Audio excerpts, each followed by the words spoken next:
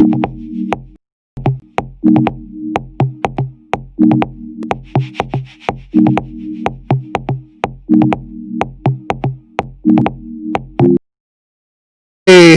how's y'all doing? Again, this is your host, the whiteologist, Mr. Blow Your Minds, and welcome to Black Minds News Report.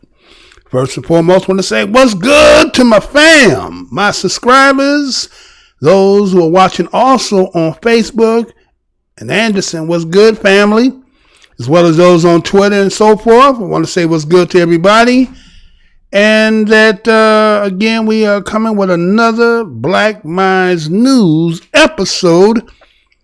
Again, first and foremost, I want to say good to everybody, subscribers and new ones. Welcome to the Black Minds News family. Passerbys, if you happen to click on because of the thumbnail or the title, welcome to the most hated show in the black corner of YouTube. Been in the business since 2012. We are the most suppressed show that we can't even get 100 views. You have to ask yourself, what is it that we talk about over here that the establishment, the institution, does not want to be heard? And if you're over here to get your ears tickled, to be entertained, it's not what we do over here. We over here to get the news, and we're going to give it to you as depth as much as we can. So, welcome anyways. I seen a story, y'all, that came out the other day. And in that story, it says something that, we've been talking about for some time. And again, if you know your history here in the United States, it is something that is overdue and should have been owed to us. But I seen this story here just in case y'all didn't see.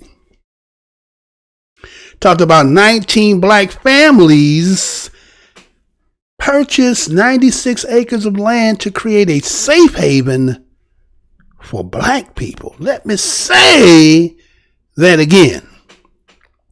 19 black families purchased 96 acres of land to create a safe haven for black people. Now, you know how that is. Based on all the things that took place, a lot of people feeling unsafe, trying to find some place in the United States where people think that they can carve out a niche area and try to build for the security and prosperity and for generational wealth of our people. That is to be commended, right? That is to be commended, right? That's how we have to look at that, because these are some of the things based on the timing, where we are in history, the economic instability of the country and so forth. So yes, this is something to be lauded and to be praised. So I want to make sure that those of my listeners had some information and knowledge about it, as well as history. And then there's the aspect of we're going to look at this in its entirety, right? So again, as we're talking about the face of a pandemic that we know many people are going, according to the numbers, hopefully anybody who hears me have not been affected. And if you have, our condolences by Black Minds News will go out to you and yours. And that when we talk about this pandemic, we being the poster of this as Black Americans, and my term over here, BADOS, which is Black Americans Descendants of Slaves, they claim that we are the hardest hit amongst all in every group. And based on the simple fact that what makes us go through this much harder than anybody else is for the simple fact that when we look at the toxic legacy that they say slavery and Jim Crow, and actually even after to this present day that we have endured, that this plays a lot into our conditions. There's some people who don't believe that history and today has anything tied in it. A lot of people say, I only look forward. But guess what? Do you not know when you're driving in your vehicle, in your car, why do you have a mirror? Not also just inside the vehicle, you have a mirror on your left door and your right door. What is the purpose of those mirrors? Those mirrors are there so that you can see the objects that are coming on the side of you and the back of you, to the left and to the right. And is it not? And so there's a purpose where you have to look back, because otherwise, how you know where you're going forward? And so what we see is that 2 Georgia women had decided to come together and build what they say is a community that will be a place where they say are free of oppression, right? So it's kind of like saying, as an analogy I'll use, if we can picture in mind's eye of what hell would be like, right? For those who might be, if you could picture what hell is like, fire everywhere, hot everywhere, you're trying to find a place in hell to have a comfortable, coolness, right? A place of comfortability in hell. Is there a such thing? Can you be in hell and find a place of comfortability? Only you can answer that, right? And so they have an initiative that they believe is to cure some of the ills that we as BADOS is going on this land, right? Now remember, this is about black families. Purchased this 96 acres as a safe haven, as they say, for black people. Now, according to what they want to do is they want to make this as a tight-knit community and for, as they say, our people to just come and breathe, right? So it's like right now we're holding our breaths. We can't breathe because of the condition, the hostilities, and everywhere we turn, it seems that we don't have an outlet. We don't have a place of calmness, a place that we can just, of tranquilness, right? It doesn't exist for us, right? And so they're calling it Freedom, Georgia, right? And they say that this inspiration of them coming up with this idea has come from the movie Wakanda, right? A lot of our people have taken this fictional comic book of this country that was depicted in that movie, right? Other movie in the setting talk about when we talk about Black Panther, right? And I'll get more into that as I go on into this dissertation here. But we see that one of the individuals is a realtor from Stonecrest, Georgia. Her name is Ashley Scott. And according to the background of her history, as she talks about, she says that she was driven to seek therapy, right? That was her reaction that she needed when she seen the shooting death of Ahmaud Arbery. Okay? And everybody pretty much know the story of how Ahmaud was jogging through white community in Georgia. And we all seen the videos. We've seen how the case unfolded. We see the corruptness and all that. And so she said based on that, it caused her to need to go to therapy, right? And after going through so many sessions through with her therapy, she comes to a realization that the problem, she say her problem, but collectively it is all our problems as we as BADOS, Black American Descendants of Slaves, is that the 400 years of racial oppression that we all have been traumatized by, right, dating back to the establishment of when you want to call the United States and even before then, right? That's how long we have been going through what people say that for us to just get over it, to not think about it, right? And so we're dealing with systemic racism. A lot of people say they don't know what systemic racism is. Due to the simple fact that in order to get yourself out of, let's say, a lot of people like to use the crab in the barrel mentality and say that as the pot get hot and you try to get out and one that's in there boiling is trying to grab you and pull you back down, or is it really you trying to escape? But anyway, everybody like to use the analogy to that, but we're going to talk about that. So you as a crab is trying to get away from the other crabs because they're trying to pull you down.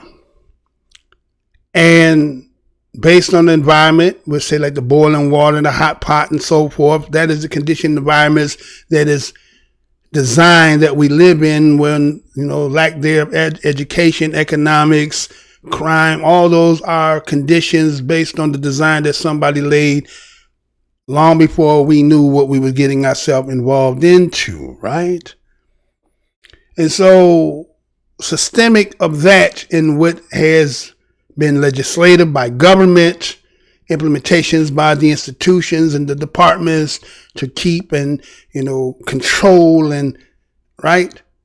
So we've been enduring a lot. And then there's some of us who get out of that. But then again, as time go on, we might, if I don't do on this show, but eventually in one show, we'll talk about how we got this separation. But again, those who were part of and are missed got out. And once you get out from being about race, right, when it's about your color, you turn into class, right? You get into the class realm. And so those who get into the class get to separate themselves, and it ain't about color. And so what they do is they tell you that it's not about color. It's about obtaining and, getting one and doing for self. But the question becomes, if we have, let's say we got 330 million plus people in this country, we're going to say half of that is children. So 150 million is children. So the other half is 150 million, we'll say from, let's say 18 on up to 100 and plus, right? So we're going to say the 150 million. And even in that 150 million, not all of them, the ones that are 65 and older, if you can retire, right? If you can retire, then let's just say 100 million of that 150 million could be able-bodied workers. The question becomes, does everybody of that 100 million, even though they're able-bodied and willing to work, is there really employment for the 100 million people? Let me say that again. This is the real question one has to ask itself.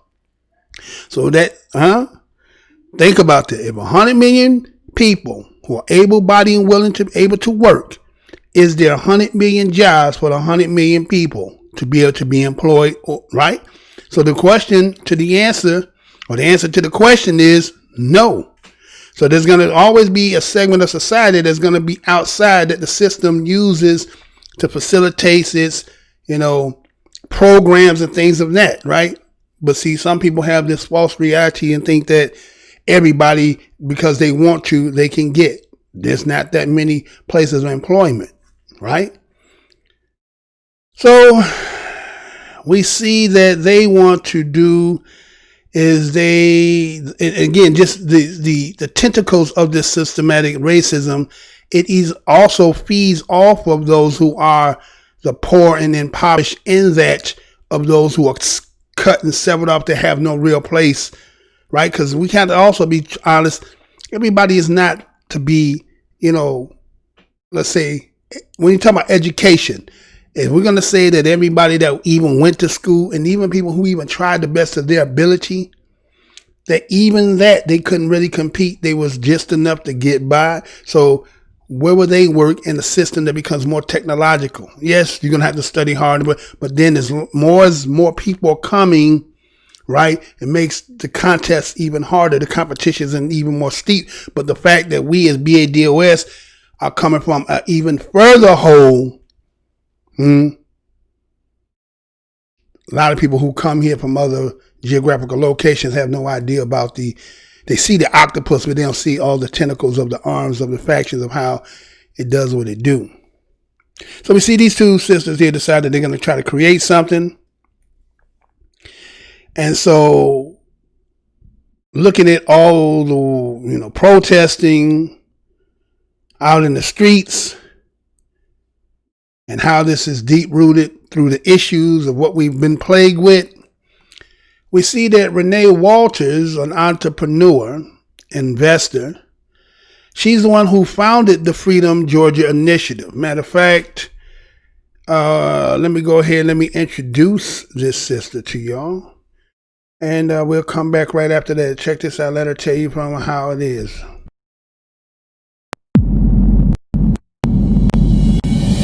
We are the buying power. If we can just teach each other to circulate our dollars within the community, we will solve our own problems.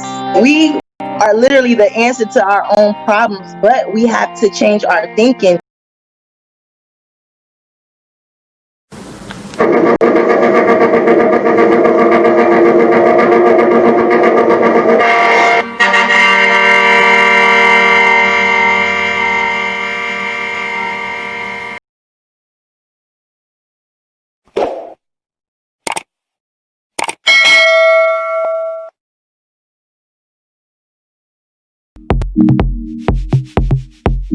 All right. So again, that was Renee Walters, the entrepreneur investor, the founder of Freedom Georgia Initiative, right? Now, according to what they say in the background, again, as you see on your screen there, a group of 19 families who collectively purchased 96.71 acres of rural land in TOOMS, Georgia.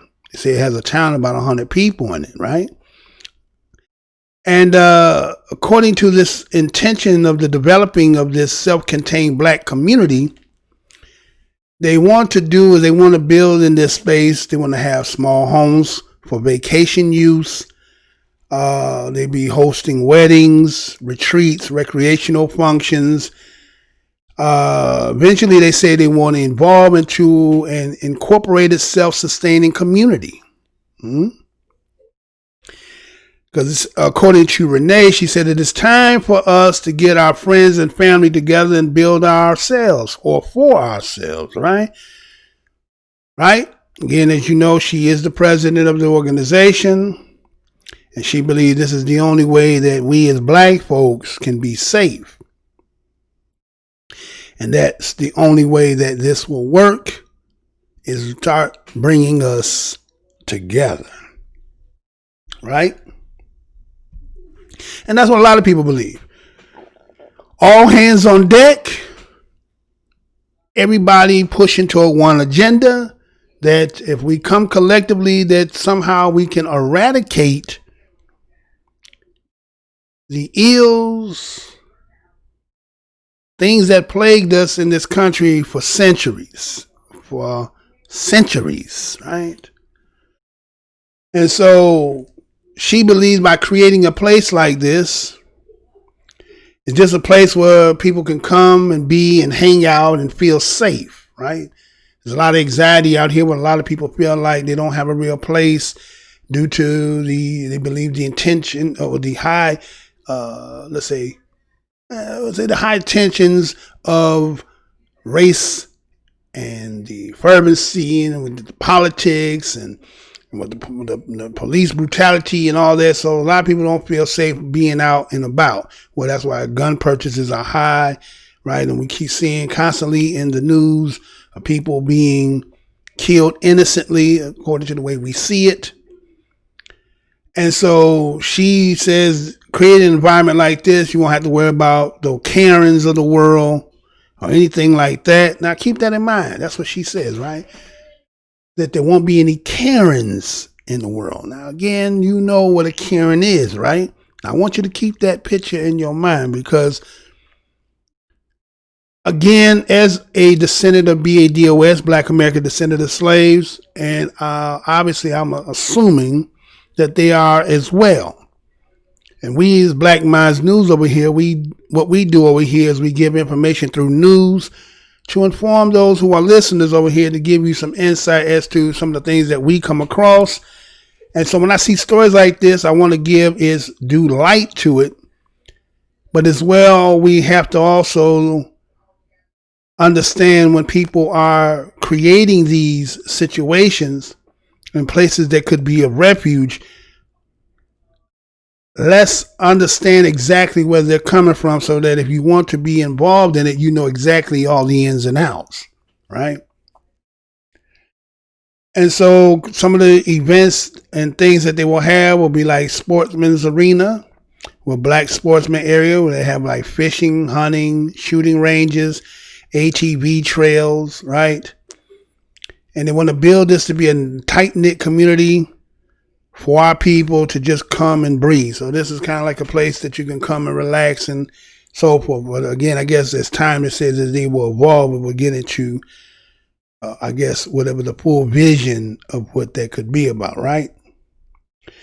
And so she understands that there is a lot of challenges ahead, right? There's a lot of challenges that is going to come ahead because, again, you're taking ground and you have to kind of till it and and revitalize it. It's going to take some work. It's going to take a lot of economics and so forth, right?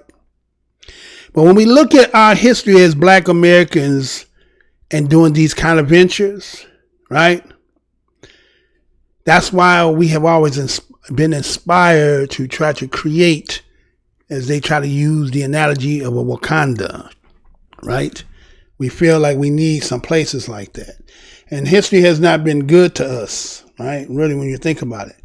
And matter of fact, when you think about Georgia, the way I look at it, when I think about Georgia, I remember, ever heard of the story about Fort Georgia, right? You ever heard of that? Fort Georgia. And it was established like in 1738, according to what the history talking about. The Fort Moses was the first free black settlement in what is now, you say they call the United States, right? Right. Now, it was just located just north of St. Augustus, Florida. And according to history, it says that this place played an important role in the development of the colonial North America. Now, at this time, we're talking about Great Britain, France, Spain, and other European nations who were all competing for the control, what they call, the New World, right? But in this quest of this New World and putting their flag on the moon, they had to use us as the labor, right? And having us as the laborers was the one to develop their overseas colonial possessions, right? So the work that they got for free, they built from the economics, was allowed for them to build up their nations, right? And so they were doing is that it was exploiting all the proximities to the plantations in the British colonies. And then it was King Charles II of Spain who did an edict, and I think it was in 1693.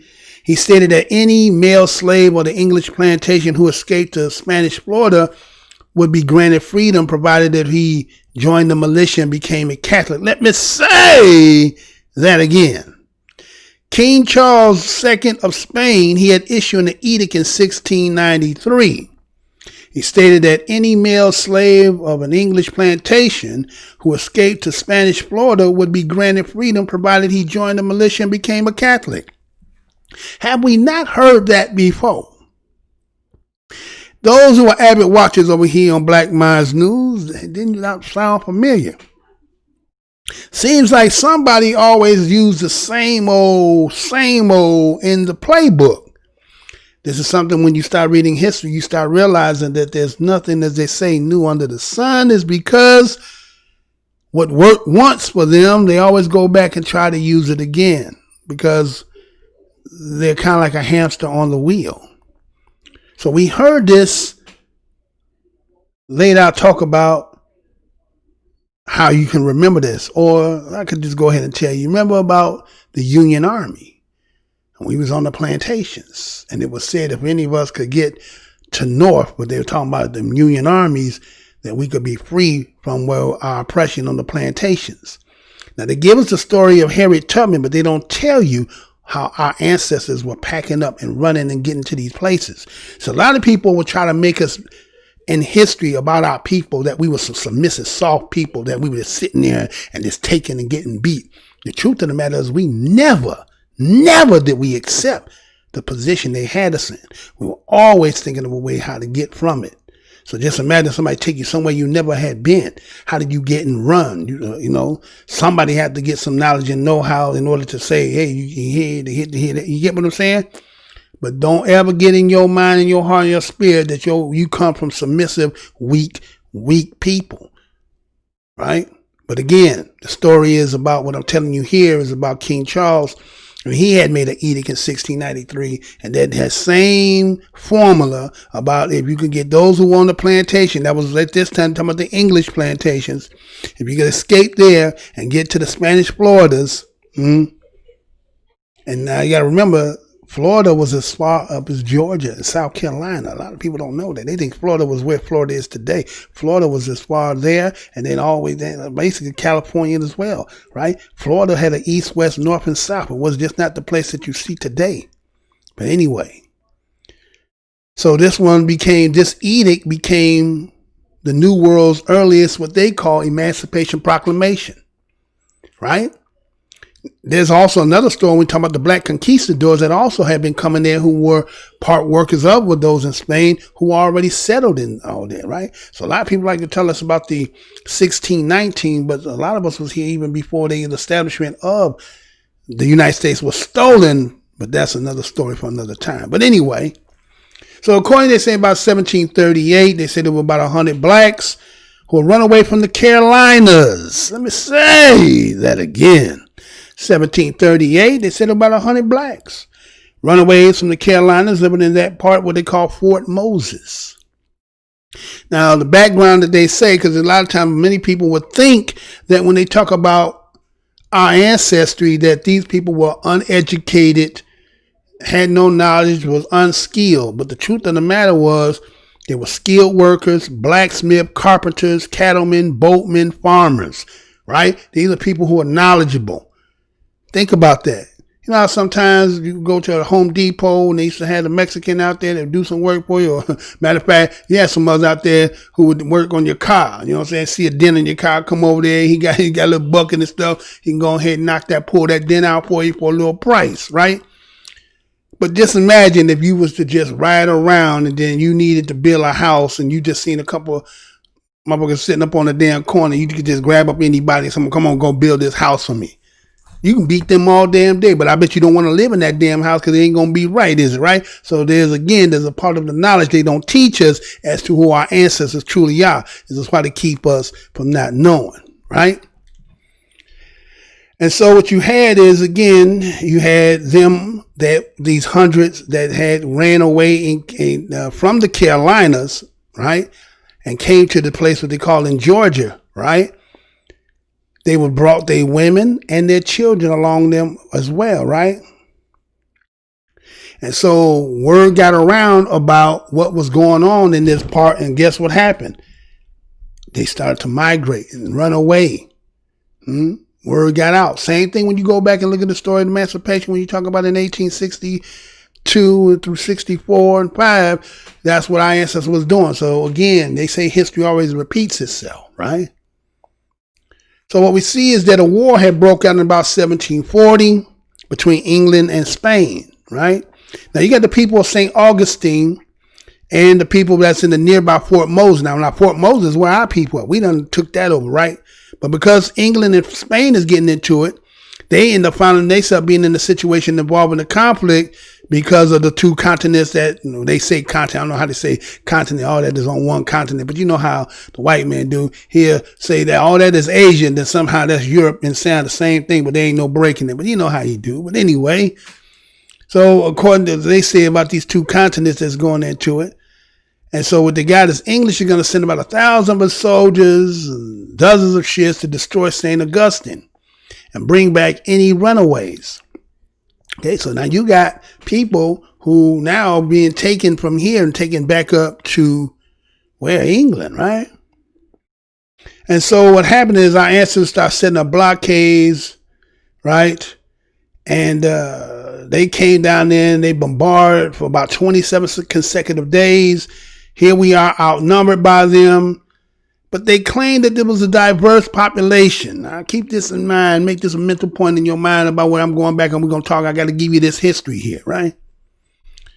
So they say they had a diverse population of black Indians and whites who all pulled together. Now, this is in Fort Moses, they claiming, right? And so when they came to do the attack, they said Fort Moses was the first place that they attacked, right? And so it was a captain there named Francisco MINDZ, like the MINDZ brothers, right? And so Fort Moses militia briefly lost the fort, but then they got it back. So they fought, even though they was outnumbered, but they fought back and they won it back, right?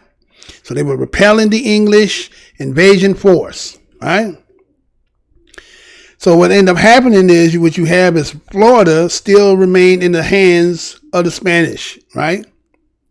And then for the next 80 years, it's in Florida, you have this is going to remain a haven for fugitive slaves. Now, remember, you done heard about the Black Seminoles. That's what them Black Seminoles are going to be, right? And that's because they were runaways due to the simple fact because, again, in Spain somehow you couldn't have been. Again, were these part of the black conquistadors? Those who did the work for the Spain, set up, was able to have freedom, setting up you get what I'm saying? And then somehow again, that's going to be stories at another time. We can keep on what we're going here though, right? So you got 80 years they're going to be able to remain over there. Then what happens is the British colonial possession of North Carolina, South Carolina, and then Georgia. So what the British did, they came and they colonized North, South, and Georgia, right? And so this is how you getting North Carolina, South Carolina, and Georgia to be part of the United States. Huh? Yeah. Right? So for those who come from the Carolinas and Georgia, your history may extend beyond the fact that what you might think. Because see, a lot of times everybody want to keep telling us that when they do their DNA test, they tell you, oh, we from here, West Africa. But that doesn't mean that you came at the time that this story of the 1492 and the whole thing of the transatlantic, you might have came from up in Europe. Because a lot of people, what they don't want to equate in history is the fact that what happened to the Inquisition that was in Spain, and yet Spain is over here in the Americas. Let me say that again. How come nobody never talk about that Inquisition that was happening up there at the same time that Columbus doing what he doing? Where did all those that was running and fleeing from up there, right? And then you had those who went on the other side and became black conquistadors. And then who they caught, if you got these new lands over here, who you probably bringing? But anyway, it's another topic for another time, right? So a century after the establishment of Fort Century, right? 2 years after the Emancipation Proclamation in 1863, right? This is the direct response to the Ebenezer Creek Massacre, right? You ever heard of the Ebenezer Creek Massacre? Yeah. That happened in December 8th of 1864. I think it was General C. Jefferson Davis. It was on the western bank of Ebenezer Creek. They had the engineers. They was assembling a pontoon bridge for crossing. And they got close enough to conduct what they call sporadic shelling of the Union lines. And it took about 14,000 men began crossing. Then they said there was about 600 of our ancestors who were anxious to come with them, right? But it was this General Davis. He had ordered his marshals to prevent us from coming. So here we are as a freedmen who would later cross as the Confederate forces in front had been dispersed, but that was a hoax because it never did even exist, right? So what you got is the Union soldiers reached the eastern bank, and then somehow somebody cut the bridge loose, and while it was drawing up the shore, a lot of our ancestors, knowing that the enemy was coming to attack them, that's why they cut the bridge. A lot of them were panicking. A lot of them fell into these cold, icy waters, couldn't swim. Some could swim, men, women, and children, right? A lot of them drowned. They claimed that they were trying to save us. We're talking about 1864. Even though you had the Union fight in the South. But remember, the whole thing about that was Lincoln had told you that he didn't care about us. He said to save the Union. If it was to keep us enslaved, to keep the Union, he'd have did it, right? So that's how that went, right? That's how that went. And so when you think about that, you got that William T. Sherman. And this how they created more, again, when you go back to William T. Sherman and this 40 acres and the mule, this is how they were going back, and they was, going back to get these lands. And these lands that they were conquering was so that we can have these black towns that they so-called promised to us, right? But a lot of people, the reason why we didn't get the 40 acres and the mules is for the simple fact that once Lincoln got assassinated, Andrew Johnson came in. Now remember, he was a former slave owner, right? He was a Democrat, right? And what he did is he came over, this is the part they don't want to tell. He actually, the emancipation, he non-void that, but they ain't never going to admit that. But he did non-void the Emancipation Proclamation, and he also pardoned the Confederate, right? Then also taking away the 40 acres and the mule, right? Right? And again, when he did that, he gave back the Confederates their land, which basically didn't think about how the black codes and how made contracts and talking about they won't promise to pay us. And we had to go, can you imagine? There ain't no protection. Son. That's what I'm saying. This is how we have to create and purchase these lands and try to call ourselves freedom. Now, you need to know this history as I go on more with this story, right? And so we talking about, say, in the 20th century, about 1910, they're saying we as BLAK own more than 14 million acres of land. It was the most land we ever owned in this country, in the history of this country in 1910. But what happened? We had the Great Migration had to happen, right?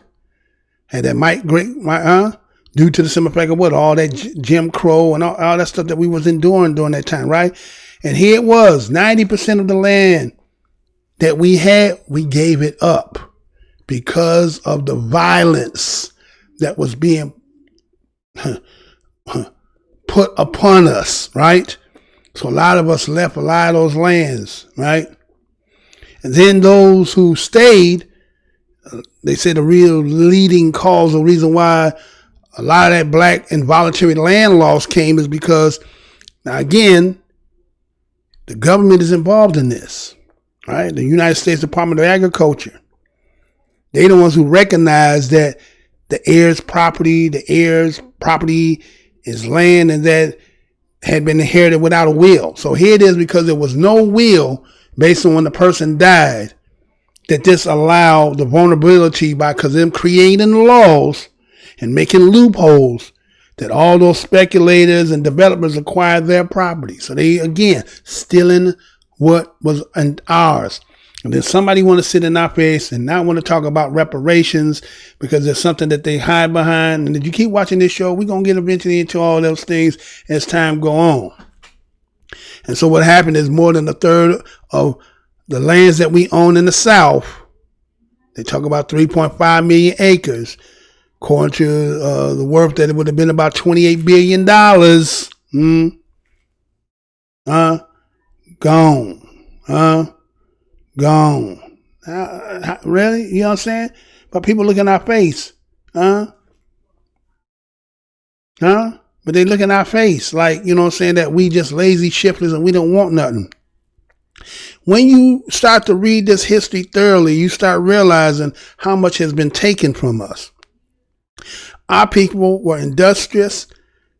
They were builders. They were artisans. They were blacksmiths. They had all the skills. But you had people who were not going to allow them to have more than them. And so in that hate, it prevented us from our growth. And then the legislation that was created to put us in situations that, knowing that the people, if after you just had a civil war, what kind of money had they have and how could they pay you? So what they did is they would always write tabs on you that you will always end up owing. So you had to stay there and work and not get nothing. So they feed, house, and clothing you. So basically it was just reinstituting slavery once again. A lot of times when you go back and you start looking in these going back through the, looking through your family and start seeing on these documents, you start seeing farmers, right? You see farmers on there. Well, that's telling you where this history is coming from. That's why why we had to be farmers. What other land could you go? Where else could you work? Right? And so she believes, again, going back to the story here, we talk about this Ashley Scott and Renee Walker. So in order to begin reclaiming black-owned lands and generational wealth, black Americans must create their own social, political, and economic institutions, amass land mass, develop affordable housing for yourself, build your own food systems, manufacturing supplies, build your own home school communities, build your own banks, credit unions, build your own cities, build your own police department, tax yourselves and vote in the mayor and city councils you can trust, right? We have to build it from scratch. So we have to go get all the money from the United States that America has available for government entities and get them bonds, right? Get them in bonds for us, right? So a lot of people say, well, we got to build our brand new Black Wall Street, right? You hear that? Oh, we got to build our new Black Wall Street. That's the only way we're going to be able to do what we do. We got to get out of that because, everybody use that, right? They always talk about that. You send that up, sir? Where is that at?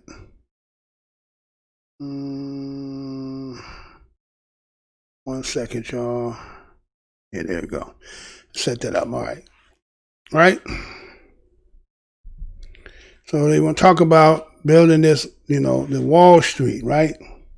Everybody talks about the Black Wall Street, right? They kind of say, well, that was kind of like, the way she look at this WAUCONDA, right? Had to build it for ourselves. Even though how fictitious WAUCONDA is, and it was a movie, again, made by a white man, right? But the way that the WAUCONDA was depicted was made as a place that was undisturbed by colonization, benefit of separation opposed to segregation, right? A lot of us realize now that, again, we don't look down on the fact of what our ancestors and those who fought. But when you look at integration and segregation, we can now look in hindsight and realize that integration may not have been the best move for us. It stagnated us to make us be at this position now, the things we're trying to do when we were already doing that, right? But when you think about the Black Wall Street, you're talking about the Greenwood neighborhoods in Tulsa, Oklahoma.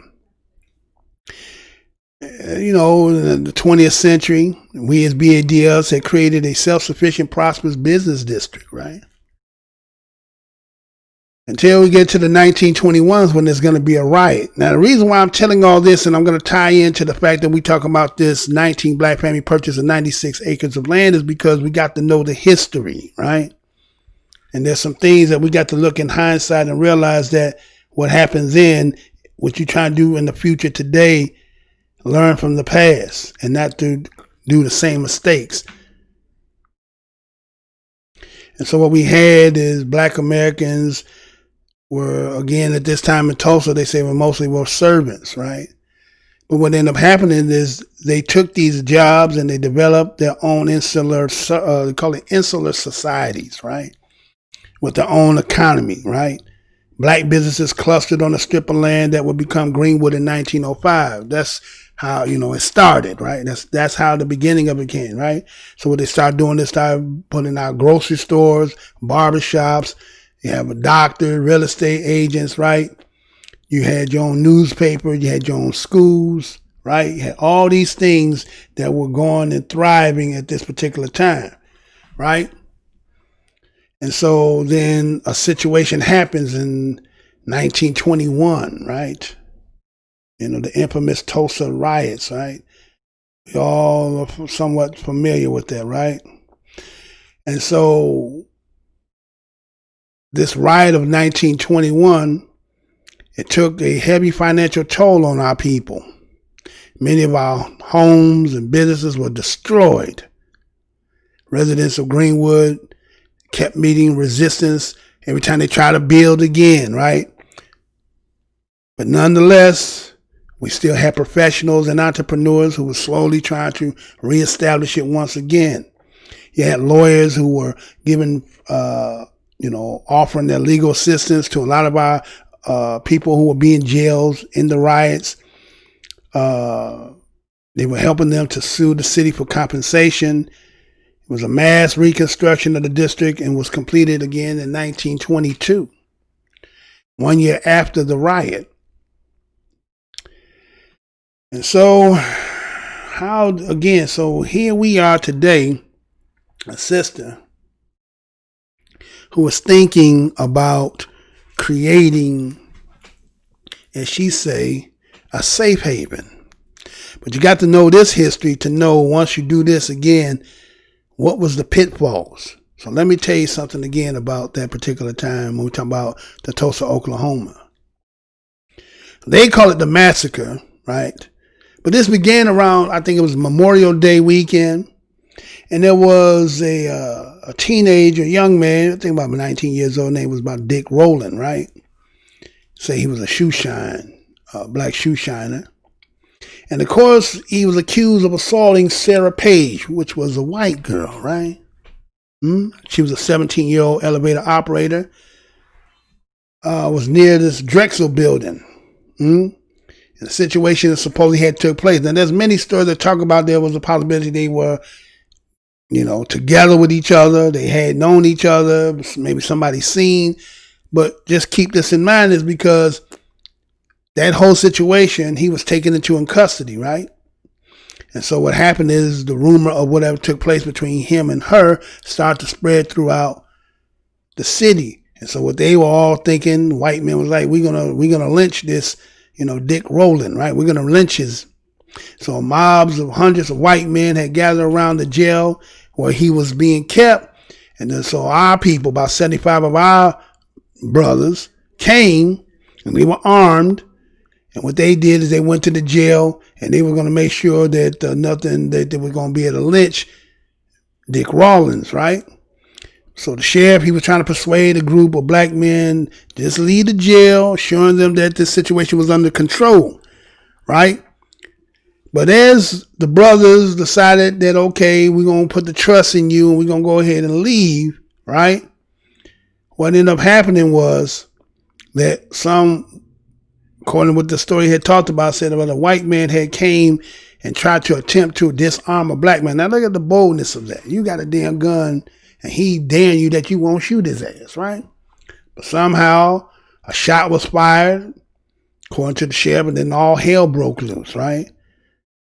And so right off the bat, it was 12 people were killed, but the number was 10 whites were killed and only 2 blacks. And so that news went all throughout the city, and white people went crazy. So the violence exploded. White rioters rampaged through black cities and towns and the neighborhood from sun up to sundown, burning, looting stores and homes. Around noon the next day, then finally all of a sudden the National Guards brought their ass in and imposed martial law. By the time they got there and it was over with, 10,000 black people had lost their homes. Property damage amounted that they say about $1.5 million in real estate and $750,000 in personal property. Equivalent to the say 2019 money be about $32.25 million. And guess what? They never recovered their property, nor was compensated for it, right? And so what we see is the history in Tulsa, Oklahoma, that the residents who still had been there even after the fact, they never wanted to talk about this story. They always wanted to keep it hush-hush. They never wanted to even recall it. And so what they did is they started to omit it from the local and state national history. See? So in 1996, what ended up happening was about 75 years after the massacre. State legislators authorized formation of the Oklahoma Commission to study the Tulsa riots of 1921. Now, wait a minute, hold on. Those who have been hearing about the HR 40 bill, the HR 40 bill, when they're talking about study reparations, well, here is what happened in 1921. So again, the state legislators authorized formation of the Oklahoma Commission to study the Tulsa riots of 1921. And what they did is they investigated the event, interviewed the survivors, took the testimony from the public, reports of the events, and then the commission had its final report. They published it in 2001, okay? And they come to the finding that the city had conspired with the white mob against the black citizens. So the prize from this commission was that they recommend programs of reparations to survivors in the descent. Now listen what they say when they talk about this reparations. So they did is they state passed legislation to establish some scholarships for descendants of some scholarships. Think about that. A lot of people like to say, give us education. They can get education. Let's put it like this. Any of you who might hear me, been to colleges, school, so forth, ain't that professor going to be there whether you show up or not? Can you be in a classroom that can probably seat, let's say, 50 or 100 people, but you only got 20 people in there, 15 people in there? So there's a lot of open seats in there. So if somebody came off the street and sat in that classroom every day, would the professor lose any money? The only thing the school would be losing money. But in this case, if you give a free scholarship, this is what you're doing. You're filling the seat that was empty anyway, right? So you're not losing anything.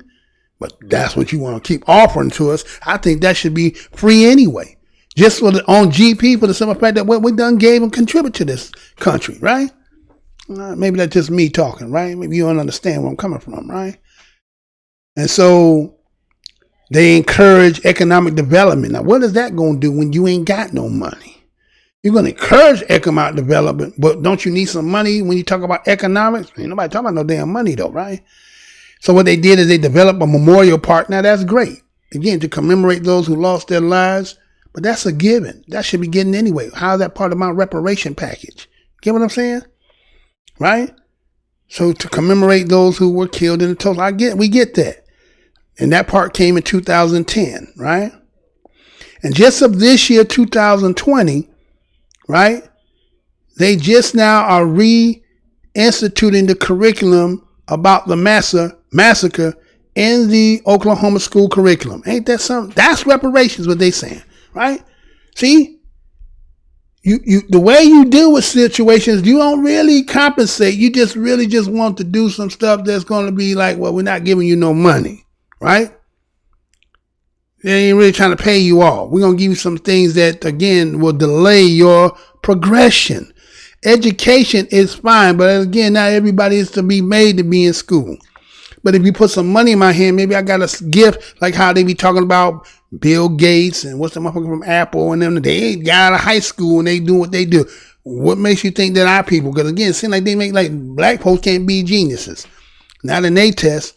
I remember that sister not too long ago who passed that ACT test, had a perfect ass score, and then they wanted to say she had to take it over. They didn't want to accept her score. You remember that? That because she took the test before and the score was lower, and then when she came back, the significant grade, the difference between what she had. Let's say she had a 800, and then she got a perfect score the next time. They said there's no way nobody could. How you know? Maybe she didn't study the first time. Maybe the first time she was bullshitting, right? Came in that time, was on her game, studied and everything. But they said, no, take it over again. Ain't that something? Because you can't be a genius in their book, right? Think about it. You ain't never see them except no black genius or even want to even classify them as a black genius, right?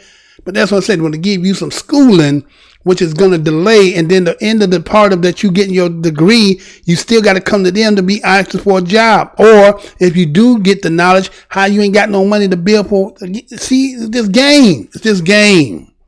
Oh, it's just game, right? So let's get back to that. So I just wanted to give you a little bit of the history of that right there. Now, again, that's for those who did not know and others who don't. Okay, it is what it is. So we know, again, when we're talking about, again, remember they're making a reference to Wakanda. So we always want to give our respects and condolences those to South Carolina Anderson, right? Fam and all that good stuff, y'all. Chadwick Boseman, right? And how he died of colon cancer. You got people out here who talking about possible some, conspiratorial talks.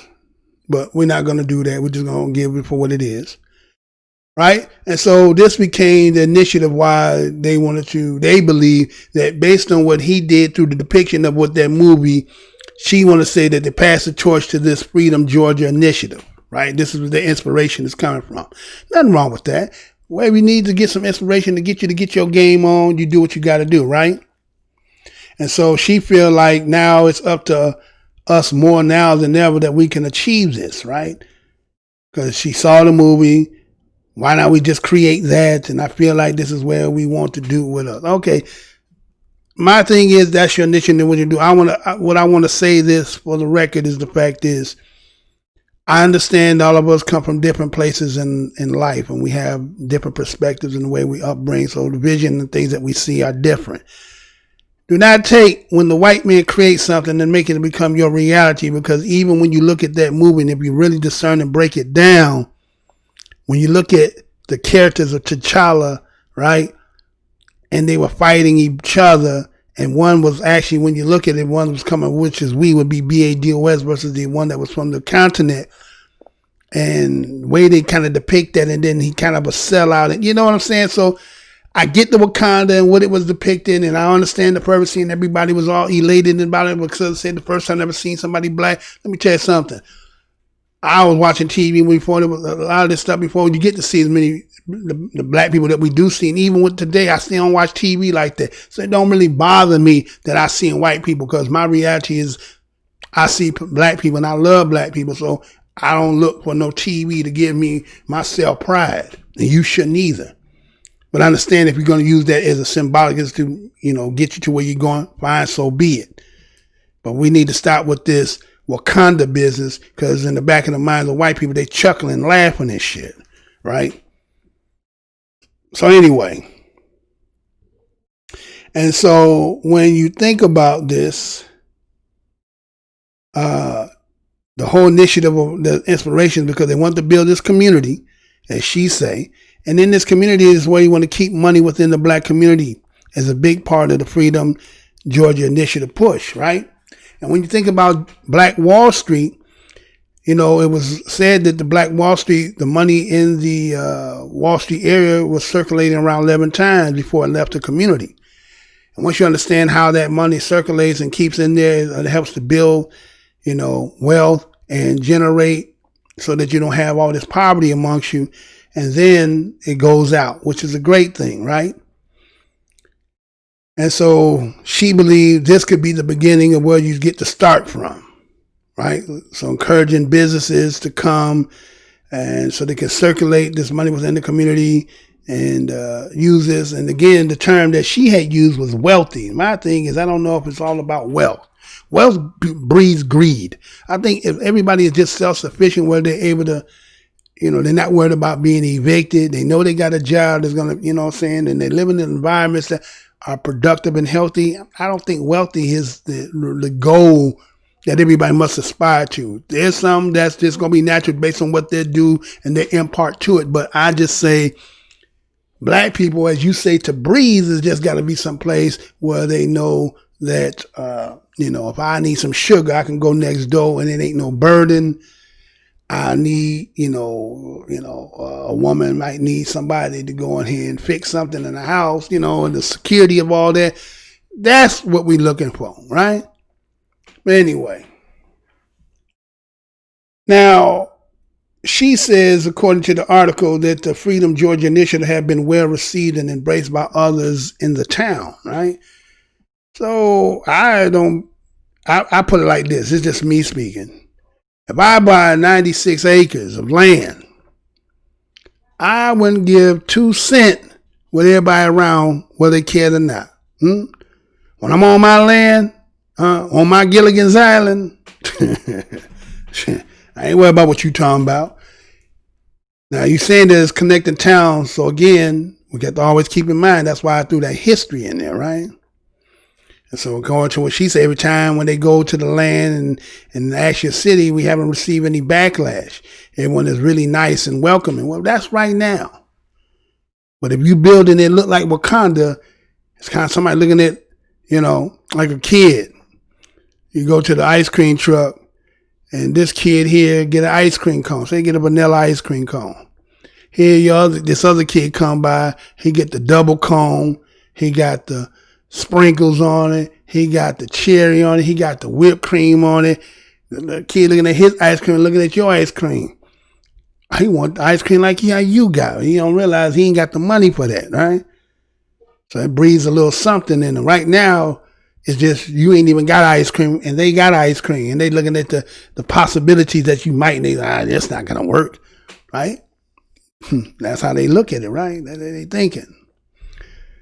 So let me give you this other part that she said here. Be right back. Check this out.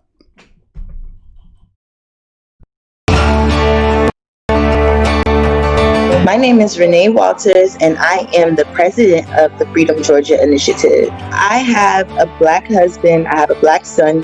Every time he would leave out for work or just to go to the store or anything, I would have a sense of anxiety just from watching everything that we've been going through lately with the pandemic and watching our Black men being murdered on national television in front of everybody. It kind of just all shook us by storm. It's now time for us to get our friends and family together and build for ourselves.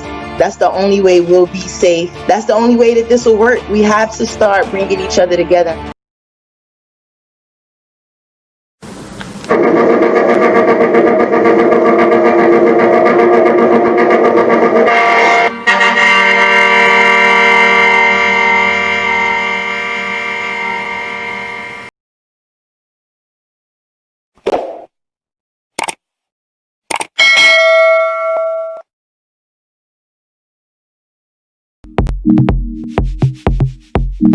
All right, we Black, right? So again, Freedom Georgia Initiative, right? And so she believed that there's been a lot of internet trolls out here, right? They got nothing good to say. They claim segregation of this group's behalf, right? She's saying that they thinking that now, because see, you got to remember this too. You're going to always have haters when you're trying to do something positive, right? And sometimes you have people who are not really just trolls. They just can see some of the holes in the game, right? So there's a pros and a con to that. And if you're looking for people who are outside of that which you say you're doing this for, are you expecting them? Because once you start getting away from them, then they have to deal with themselves, right? Then they have to look at each other for what they truly are and the reason why you're getting away from them, right? See, that's the thing, too, we haven't really done, which is we didn't make these people have to look at themselves and realize, is that all of them blanketing? No. We're just going to say the ones that, again, that cause a lot of the damn trouble. And again, if this fight shouldn't have started in 2020. This fight should have been going on a lot longer and earlier to get some of the results that people are trying to get now. So, of course, they're going to be saying, oh, you're trying to segregate. Well, wait a minute. White folks still have places that Black people don't even live in. They still got places that Black people can't go into, right? So when somebody comes to us and talking about, oh, we want to segregate and be off into our own, how is it there's certain places, as she talked about, like Chinatown, you got all these little towns that are specifically solely business and districts for them and their people, right? But anything seems like it can't never be too Black, right? It can be. Something can always be too damn Black, right? Right? And so when you want to be too damn Black, then all of a sudden now you're a racist. Ain't that a damn trip? You can be too damn Black, but ain't nothing too damn white. Ain't nothing too damn Hispanic. Ain't nothing too damn Chinese, but everything too damn Black. So that's game. See, want to keep you near so that they can, again, keep you in the condition because I got to see what you're doing. Because I know if you're not around me and I don't see you, when I do see you, we already know you're going to shine. We know that already.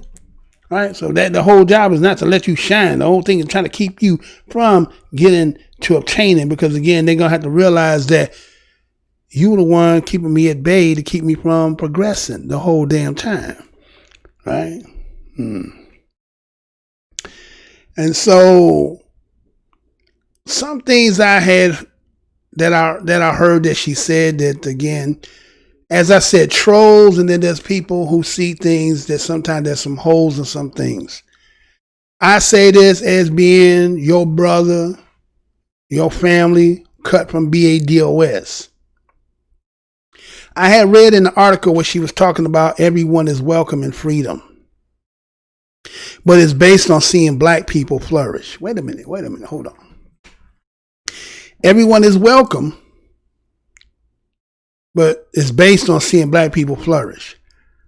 Can you have both of them at the same time, right? Can you?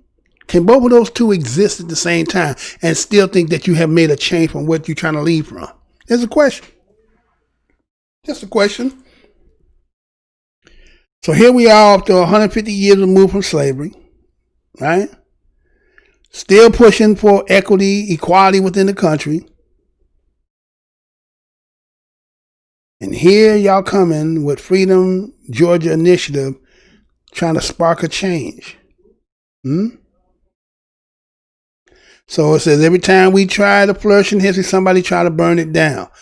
She just tired of it. It's time for us to rebuild. Okay, so based on the history I told you, Oklahoma, what was the moral to that story? What was the true moral to the story of Oklahoma? What was the real true moral to that story? You know what the true moral of that story was? About what happened in that elevator.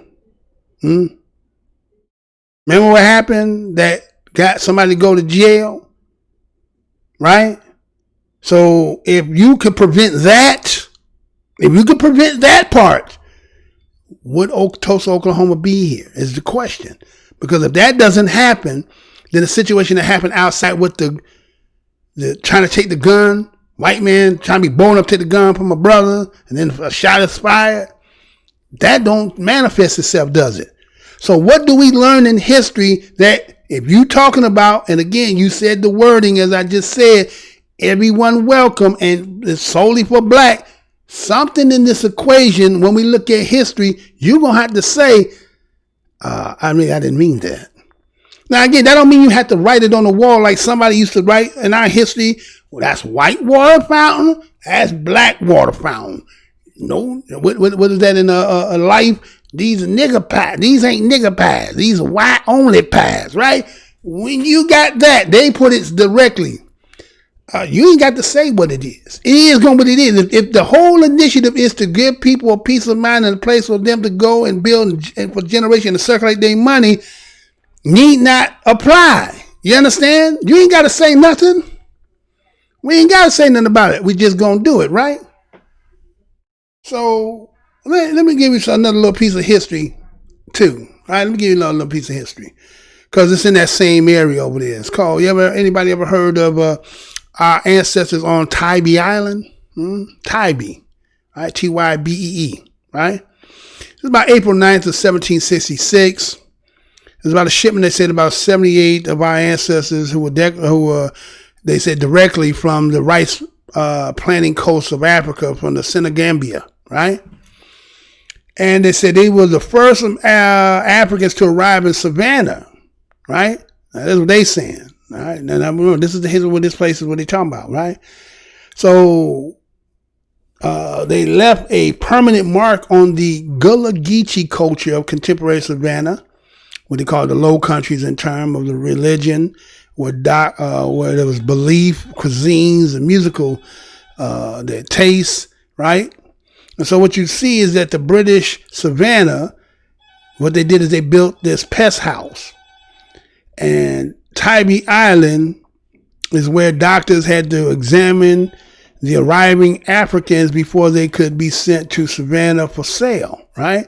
And so in 1801, a smallpox outbreak came, and so the neighboring plantations, where the government moved several infected slaves to Tybee and placed them under the guard under guard.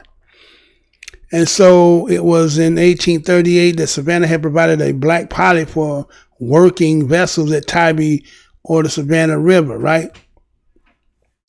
And other part of the history also is the fact that when you talk about in 1862, where our ancestors were freed around this Fort Pulaski, they organized the first South Carolina colored volunteer infantry. Now, what nobody talks about is this is older than the Massachusetts 54. The company later morphed into the 33rd United States Colored Troop, coming out of South Carolina. Okay, Tybee Island, right?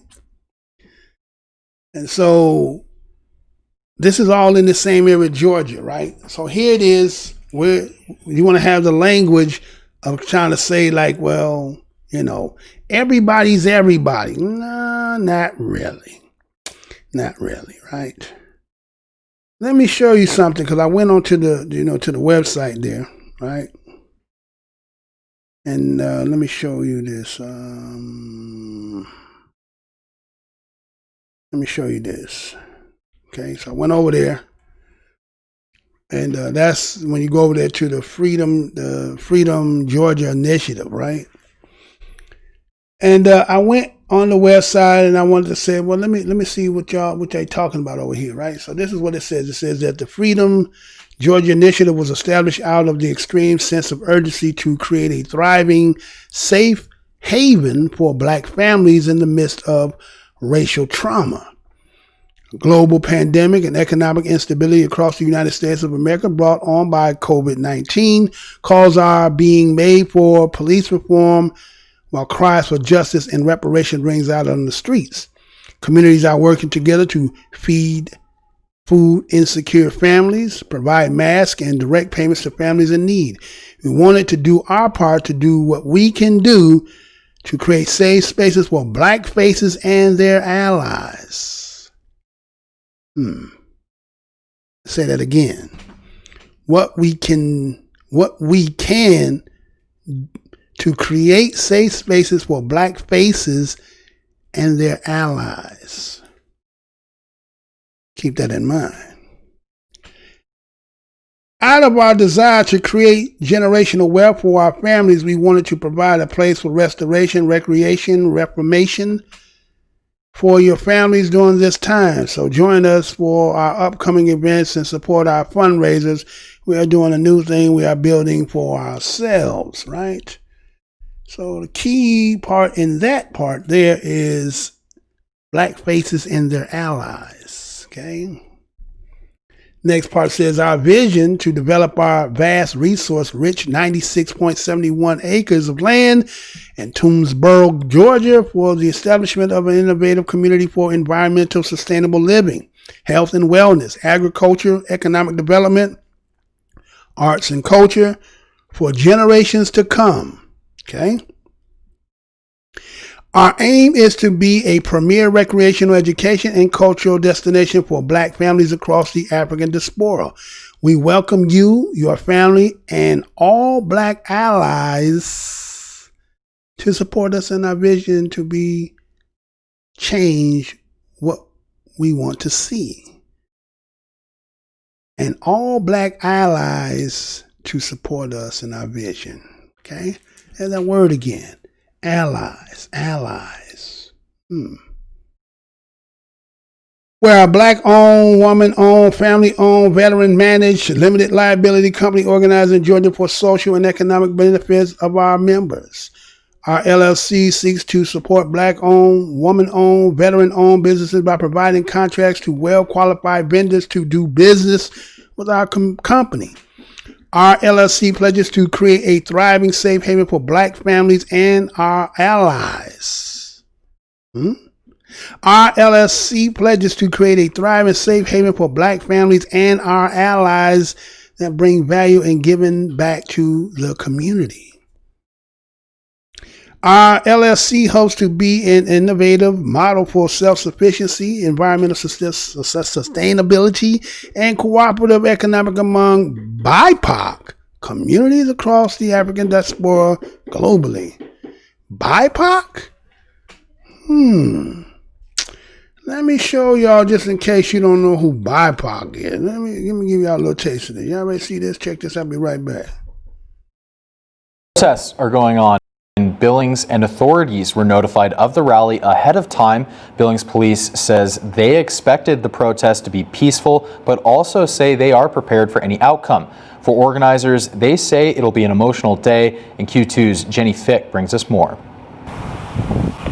Inspirational music, to get people pumped up, but in a positive way. The organizers of Justice for George Floyd planned a peaceful protest, and they aim to keep it that way. We will be opening with an Indigenous people's powwow prayer, a group that's coming in to do that, and I'm very excited for it because we are, the memorial for George Floyd, but we also want to include all BIPOC. The organizers hope to honor Black, Indigenous, and people of color in our community while bringing togetherness. We're going to be singing some songs. Just can't be numb to the certain situation anymore. The sadness and the rage and the love and the passion that I have it came over me. Conversations that are positive and go in a positive directions are when people are both willing to hear each other out. That have genuine questions, and if it's coming from a genuine place, I can answer those questions in a genuine way. They have also been contacted by people from the Not in Our Town program. Yes, we don't want people to just come hold the sign and think, hey, I just changed the world, because that's not what's happening. We need to keep going. Not in Our Town originated right here in Billings after residents stood up for their neighbors against hate crimes occurring in the 90s. The program inspired communities around the world to take a stand against hate. Just proud that she brought me to this, because this is something we've talked a lot about over the years. And I told my husband, there's going to be people speaking at the rally. I would love to see you speak. And he's like, I don't like to speak. That's not my game. But then this morning he came in and he's like, listen to this recording of something I wrote. And I listened to it and I just started crying because I'm like, I'm so proud of you. I'm not just going to stop here just for this one certain moment. It's going to keep going for the rest of my life, so my kids can ensure and everybody else's children have a better future. We'll close out with a prayer, and we will also be laying down on the ground with our hands behind our back for the 8 minutes and 46 seconds that George Floyd was held down. And so I think educating yourself and being open to having conversations with people of color and other minority groups, that's a great start. Yep, from playing high school basketball to college basketball to now. He's going to be a teacher at Skyview this year. So, changing kids' lives. So, changed ours. It's awesome that we get to involve different cultures in what we're doing, and that's like our goal, is to bring everybody together. So we do have a great support system in our community with people who do want to help and genuinely care. So you got to start somewhere, and that's where we're starting. In Billings, Jenny Fick, MTN News. Organizers also said they will be handing out masks to the crowd and will have coverage from today's protest tonight.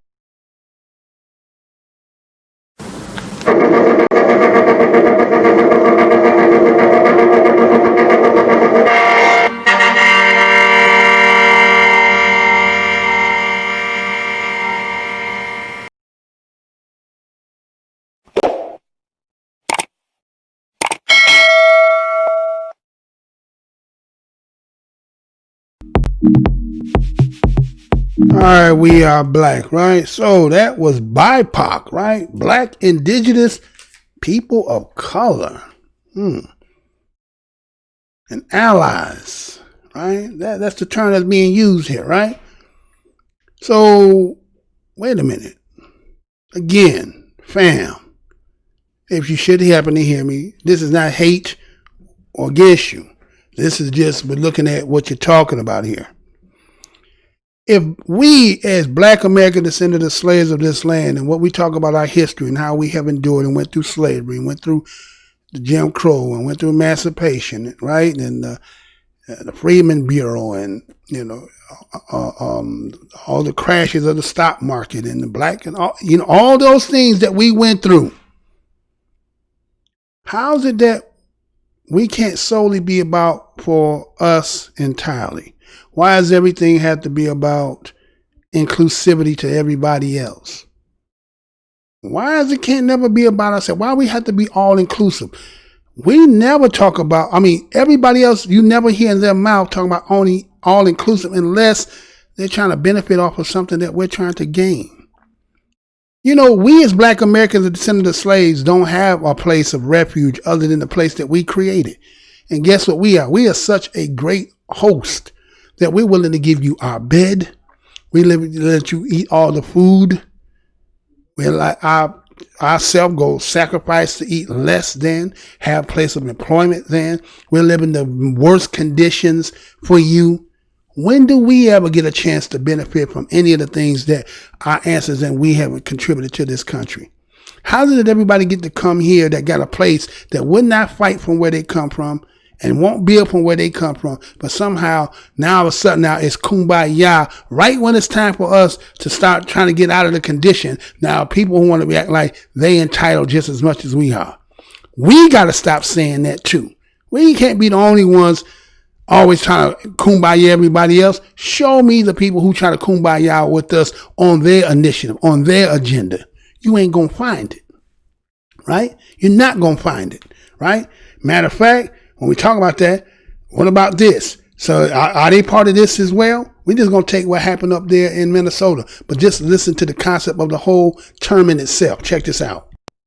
Past 3 weeks, a lot about systemic racism. It's a topic many have talked about for years. Many others have never even heard of. Maybe they're recognizing the impact it has just now, or maybe it's still new information. So we wanted to really get into this idea of systemic racism, what it means, how is it different from just individual, regular racism, I guess. Why don't you break it down for us, Heather? Right. So it's different from an individual's racism, like prejudice, for example. This is something is that it's built into the policies and the structures over years, hundreds of years of history here in the United States. And we're talking everything from housing to transportation to medical care to education. I talked with a dean over at the University of St. Thomas about let's just take a local look, one very small look at housing in the Rondo neighborhood here in St. Paul. And how does that, you have a soundbite for that? Let's hear that. It's a classic example of how a constellation of things, from restrictive covenants to decisions about where to place the interstate, basically eradicated a neighborhood and then left people displaced. And then once those people were displaced, created all kinds of inequalities that went along with that displacement.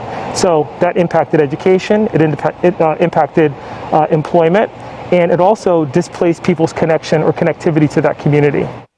Right. And so that's pretty profound, right, Heather? Right. Because you think, okay, what you may look at in 2020 is just people living in a neighborhood. Right. But then when you unpack it and say, like, all right, what happened here? Right. That's the system. You look at, right, it's the system. Right? And he also mentioned something in there about these covenants. And what was happening for many years in Minneapolis and the suburbs too was that black families or any families of color were not allowed to buy in certain neighborhoods. And so if you can't buy a home, and this wasn't all that long ago.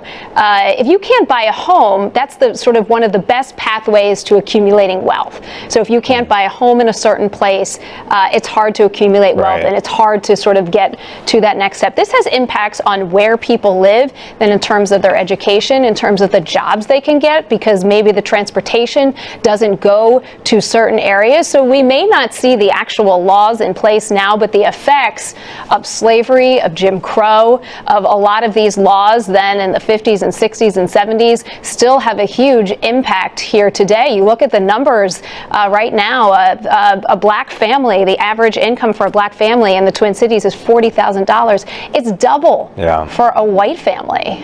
And this goes to why, when people say like, well, anyone in America, if you work hard enough, you have a path to success. And you look at some of this and say, it's just not true. It's not true. No. It isn't just work harder. It isn't just don't do anything wrong and the police will leave you alone.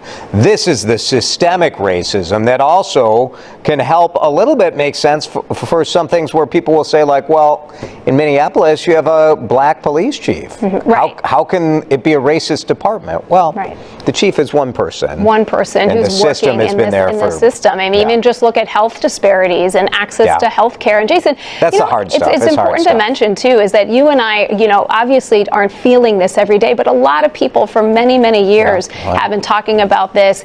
And now it's important to continuing to talk about this and continuing these conversations. Yeah, keep learning, keep questioning, and try to get outside of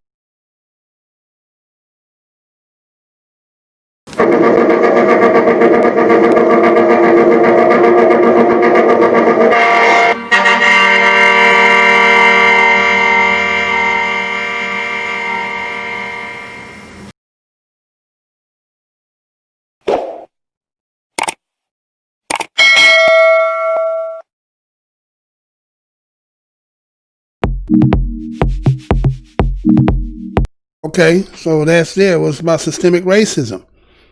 So when we talk about systemic racism, again, we're not talking about prejudice, right? We're not talking about being prejudiced. We're talking about a system that has been a hindrance to a people from its inception.